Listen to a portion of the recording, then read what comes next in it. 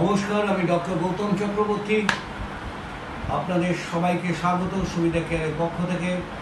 আজকে প্রতিদিনকার মতো আবার একটি নতুন প্রোডাক্ট নিয়ে আপনাদের সামনে উপস্থিত হয়েছি।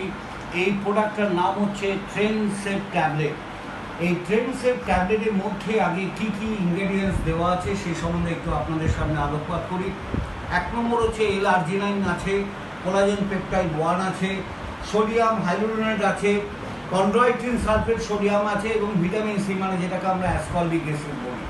এই 5টা অত্যন্ত জনপ্রিয় ইনগ্রেডিয়েন্টস দিয়ে তৈরি এই ট্রেন সেভ ট্যাবলেটের ব্যবহার, উপযোগিতা এবং কেন ব্যবহার করবেন, কতদিন ব্যবহার করবেন সেই সম্বন্ধে এখন 2-4টে কথা বলি।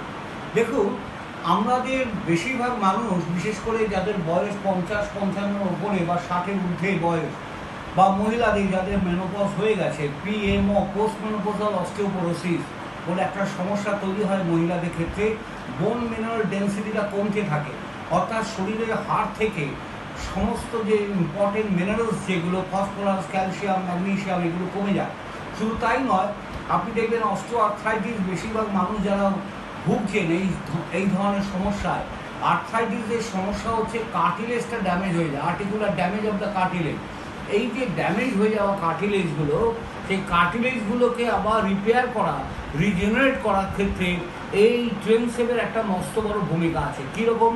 দেখুন, আমরা জানি আমাদের কার্টিলেজ তৈরি করতে গেলে কোলাজেন পেপটাইড 1 লাগবে, আর কোলাজেন পেপটাইড 1-এর সঙ্গে ভিটামিন সি, অ্যাসকর্বিক অ্যাসিড দেওয়া আছে।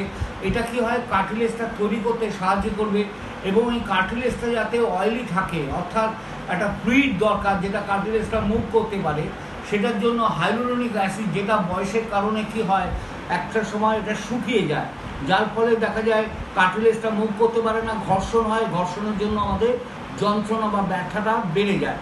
তো সোডিয়াম এই হাইলুরোনেট দেওয়া আছে এবং সঙ্গে অবশ্যই কন্ড্রয়টিন সালফেট সোডিয়ামটাও রয়েছে। তাহলে বুঝতে পারছেন, অস্টিও আর্থ্রাইটিস, অস্টিওপোরোসিস কিংবা অস্টিওম্যালাইসিয়া কিংবা রিউমাটয়েড আর্থ্রাইটিস বা গাউট আর্থ্রাইটিস, যে কোনো জয়েন্ট পেইনের ক্ষেত্রে, সেটা হাঁটুতে হতে পারে, কোমরে হতে পারে, স্ক্যাপুলা মানে কাঁধে হতে পারে, অ্যাঙ্কেলে হতে পারে, এলবো জয়েন্ট হতে পারে, যে কোনো জয়েন্ট পেনের ক্ষেত্রে যেখানে আপনার মনে হচ্ছে আপনি খুব কষ্ট পাচ্ছেন, যন্ত্রণা অনেক দিন ধরে কষ্ট পাচ্ছেন, সেখানে আমি অবশ্যই বলবো তাদেরকে এই ট্রেন সেভ ট্যাবলেটটা ব্যবহার করার জন্য।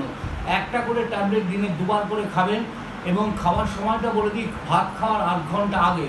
আবার বলছি, দুপুরে ভাত খাওয়ার 8 ঘন্টা আগে একটা করে ট্রেন সেভ ট্যাবলেট, রাত্রিবেলার ডিনার করার 8 ঘন্টা আগে একটা করে ট্যাবলেট, দিনে 2বার করে।